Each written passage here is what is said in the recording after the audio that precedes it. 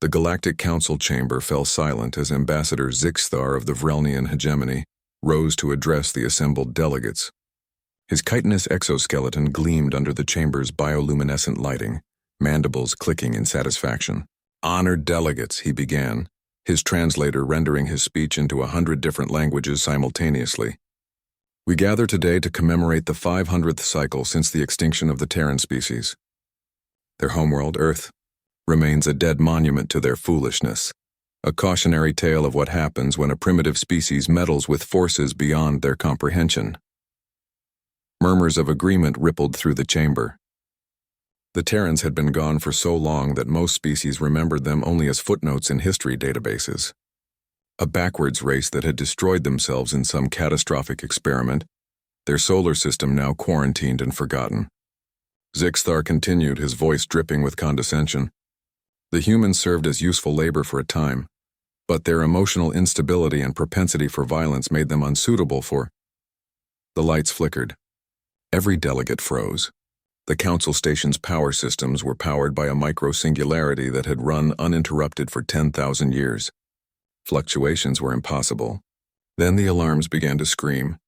Admiral Keiko Tanaka stood on the bridge of the TSNS Defiance, her weathered hands clasped behind her back as she gazed at the view screen. Before her, the Galactic Council station hung in space like an obscene jewel, its rings rotating in perpetual motion, utterly oblivious to what was about to unfold. "Status report," she commanded, her voice steady despite the hammering of her heart. "All fleet elements in position, Admiral," her tactical officer reported. 3,000 vessels holding formation. Stealth fields are down. They can see us now. Keiko allowed herself a thin smile. 500 years. 500 years since the Vrelnians had sabotaged Earth's experimental quantum reactor, making it look like human incompetence had doomed their own world. 500 years since humanity had been scattered, enslaved, scattered across 1,000 colony worlds and forgotten. But humanity had not died. They had endured. They had hidden. They had built. And they had remembered. "Open a channel to the council station," Keiko ordered. "All frequencies. I want every species in that chamber to hear this."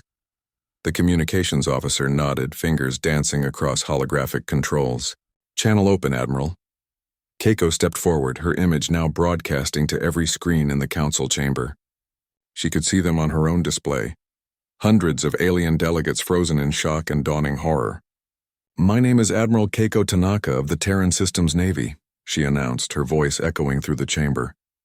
"You thought we were extinct. You were mistaken." Zixthar's mandibles opened and closed soundlessly, his compound eyes reflecting the images of warship after warship filling every view screen in the chamber.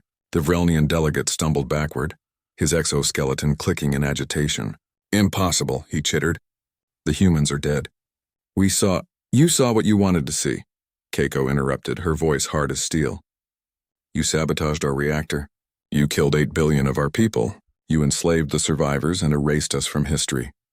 She paused, letting the weight of her words settle over the chamber. "But you made one critical mistake." "What mistake?" Zixthar demanded, trying to reclaim some semblance of authority even as his security detail rushed into the chamber. Keiko's smile was cold. "You assumed that because you broke us, we would stay broken. You don't understand humans, Ambassador. We're stubborn. We hold grudges. And we never ever forget." On her tactical display, Keiko watched as a dozen council warships scrambled to launch from the station's docking bays, primitive vessels compared to what humanity had built in the darkness between stars. The Terrans had spent 5 centuries reverse engineering every piece of alien technology they could steal, studying every weakness, preparing for this moment. "Admiral, the Council Defense Fleet is powering weapons," her tactical officer reported. "Let them," Keiko replied calmly. "Weapons hold. This isn't about revenge, it's about justice." She turned her attention back to the broadcast. "We're not here to destroy you, though we could. Every ship in this fleet is crewed by the descendants of slaves, refugees, and survivors. We built these vessels in secret shipyards in dead systems, fueled by the memory of our murdered world." Zixthar's legs trembled. Around him, other delegates were fleeing the chamber, but he remained rooted in place, unable to look away from the human on the screen. "What do you want?" he whispered. "Accountability," Keiko said simply. The Vrelnian hegemony will stand trial for genocide. Your government will be dissolved. Your military will be disbanded. And every enslaved human in this galaxy will be freed and returned to our custody. She leaned forward slightly. These terms are non-negotiable, and if we refuse? Keiko's expression didn't change, but something dangerous flickered in her eyes. Then you'll learn what 500 years of human ingenuity looks like when applied to weapons development. We've had a lot of time to think about creative applications of antimatter. The silence stretched for a long moment. Finally, the Council's High Chancellor, an ancient Melodian with skin like polished copper, stepped forward. "The Council accepts your terms, Admiral Tanaka," she said quietly. "We were not aware of the Vrelnians' crimes. Had you known, you would have done nothing," Keiko interrupted, though her tone was softer now. "Because humans were useful slaves and inconvenient allies. But that era is over. Humanity is returning to the galactic stage, and this time, we're not asking for permission." She gestured, and on every screen, the Terran fleet shifted formation, a silent demonstration of coordination and power that made several delegates gasp. "We're not your enemies," Keiko continued. "We're willing to trade, to share technology, to cooperate. But we will never again be victims. The galaxy has two choices: accept humanity as equals, or stay out of our way." She let those words hang in the air for a moment before adding, "I suggest you choose wisely." The transmission ended, leaving the council chamber in chaos.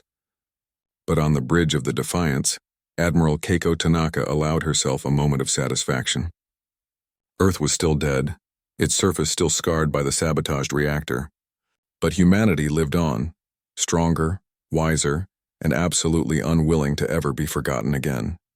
The sky was filled with Terran warships, and the galaxy would never be the same.